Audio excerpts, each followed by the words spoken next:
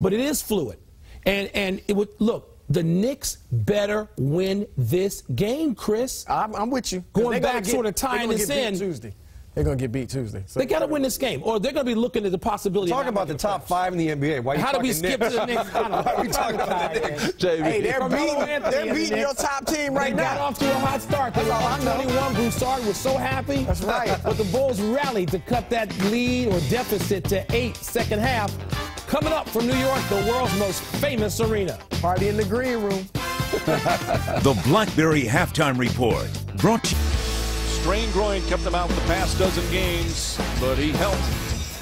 The Bulls come back from 21 down to cut it to 8 as we get set to start the third quarter. Baron Davis giving it his all as we welcome you back to a sold-out Madison Square Garden. Knicks leading the Chicago Bulls 53-45. That man was spectacular in the first half.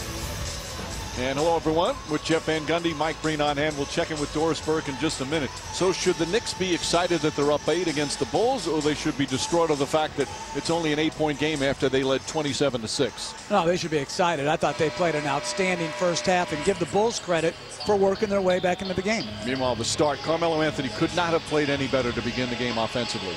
Well, he's an offensive force, and when you put him at the power forward, the floor is spread more. He has more room to work, and here in his elbow section, he creates the space and then shows the shot. That's just hard to deal with. Again, shows the shot, leaning up, drives it to the rim. They have the floor spread with more shooting, and then late in the half on the pick and roll, attacks the body of Boozer, contorts his body, focused on the backboard. Beautiful finish, 22 points, 4 rebounds, 2 assists, only 1 turnover in the first half. But again, the Bulls showing their resiliency. They come back. Derrick Rose very rusty to start, but we started to see a little bit of the signs of the MVP late in the second quarter. Exactly. You can't expect a guy who sat out as much as he has to come back and play well, particularly against one of the best perimeter defenders in basketball in Shumpert. So he missed an open 3 here. He gets by Shumpert, but Shumpert strips him. Now he's expecting Korver to run the lane for a layup. Instead, Korver flattens out. It causes a turnover. Here he expects Korver to curl. Instead, Korver just runs to the 3-point line. Another turnover. This is to be expected if you're Derrick Rose right now. Rose will start the second half. His team only down by 8 as we check in with Doris. Mike, I spoke to Derrick Rose. He said the groin feels 100% fine. It's just that he's struggling to find his rhythm. He said, I've got to be positive and play through it until I can start to get going. He did take a shot to the mouth in that first half. He said, I actually felt like I lost my tooth. It was that hard, but he said he's fine, ready to go, guys. And it's just great to see him back out on the court. He took a number of shots. That was perhaps the worst one. Steve Novak, that noted thug of the NBA. Dang on Anthony.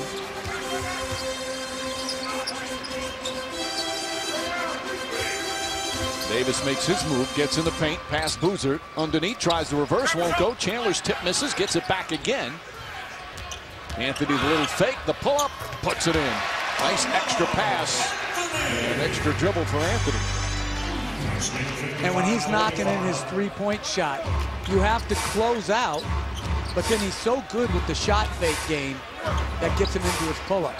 He had 2 3-pointers. Rip Hamilton's jumper, and he gets that to go. Hamilton just his second field goal. This is only Hamilton's 3rd game back.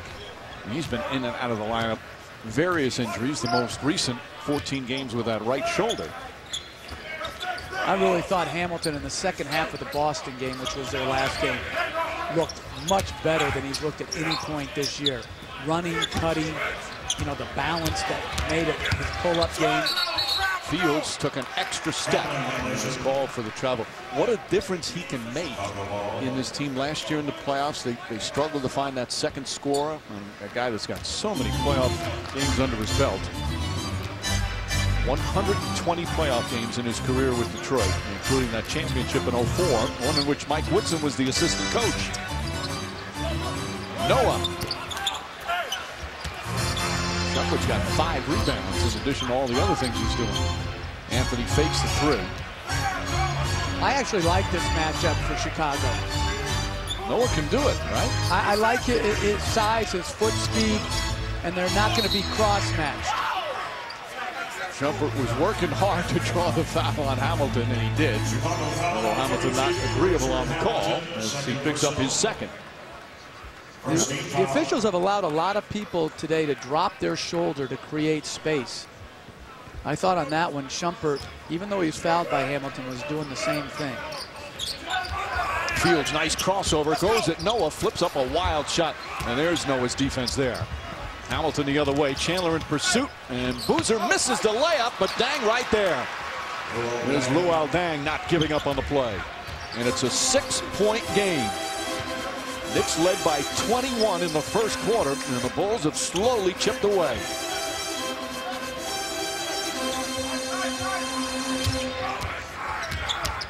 Davis with that hamstring injury, just having trouble beating people off the dribble. Shot clock winding down. Anthony pull up, that misses. Rebound Chandler, and Chandler stepped out of bounds. He's felt that he was bumped out. And there's going to be a delay of game warning against Chandler. Chandler held on to the ball. He's already picked up a technical, and again he's 2 away from that magic number of 13. I remember back when I was coaching and he came into the league. Rick Brunson, who's an assistant for the Chicago Bulls staff, as Rose knocks him the three, was telling me what a great guy is. And he stayed the same from the time he came in the NBA to now. But I think that little anger that he has, while you hope it doesn't rear its head and cause them negative things to happen, like him getting ejected, it's one of the reasons why he's a premier rebounder and defender in this league. It's absolutely part of his game. Fields looked like he got hit. Hamilton pushing the other way. Hamilton to Boozer. Boozer lost it, goes out to Rose. Rose finds Dang for three. That misses. And Boozer, another offensive rebound, lost it out of bounds. It's still Chicago ball. That three-pointer could have tied this game as the Bulls have methodically got themselves back in it. And Boozer's got to finish, though. That's second straight time on a fast break. That used to be his game. Elevate up and dunk the ball.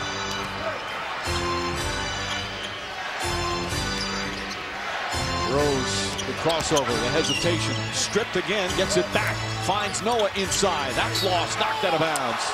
Good hands from the Knicks defense. Bulls with 11 to shoot. Crowd a little anxious right now. They've seen this unbelievable start where the Knicks could not have looked any better, the Bulls not any worse. It slowly dwindled down to three. Rose hot step, and Anthony the rebound. Anthony's been rebounding at a high rate. He's always been a pretty good rebounder. Shumpert the three, puts it in. Iman Shumpert, 10 points, 5 assists, 5 rebounds, and 2 steals. I got to make room on my James Harden bandwagon for the Shumpert bandwagon. These two guys, man. Dang. Boozer on the follow. I don't think he can get to the James Harden level in your eyes, though. He's inching up quickly. 58-54. Knicks lead by 4. We've played 4 minutes here in the third. They'll play again Tuesday in Chicago, these two teams, in a game on ESPN. Fields an off-balance shot. Hamilton the rebound. Chandler comes up with it. Shumpert to Fields. Back out Davis. Davis spots up. Off the mark. Chandler another offensive rebound. And Chandler with 8 boards in the game. Shumpert too strong. Stripped again by Chandler. Dives on it, and a foul on Hamilton. As the players jump on each other, here's that little nasty streak from Chandler you spoke about, and that gets the crowd fired up. Many get on their feet and give him a standing ovation.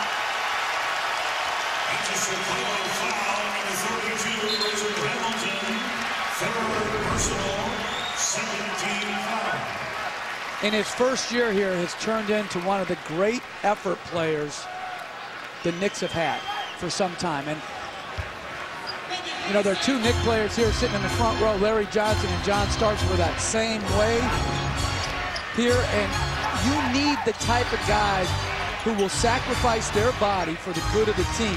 Chandler is one of those guys. Fields, short. Shumpert comes flying in and throws it down. And then they call a technical foul for hanging on the rim.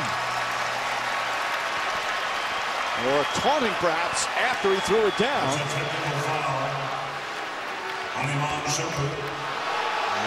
The technical on Jumper. Let's take a look. Did he hang on it, or was it the taunt? Didn't hang. Oh, it looked like he said something to Hamilton. Don't know what he said, but after that play, whatever he said is fine. No, you don't really mean that. I do. What could he have said? J.R. Smith. Yeah, that's basketball right there. He didn't. An impressive play. And he is an impressive rookie. Just again, the improvement from the start of the season. Now he's playing his more comfortable position. Boozer guarded by Anthony. Boozer wants to post him up. Stripped.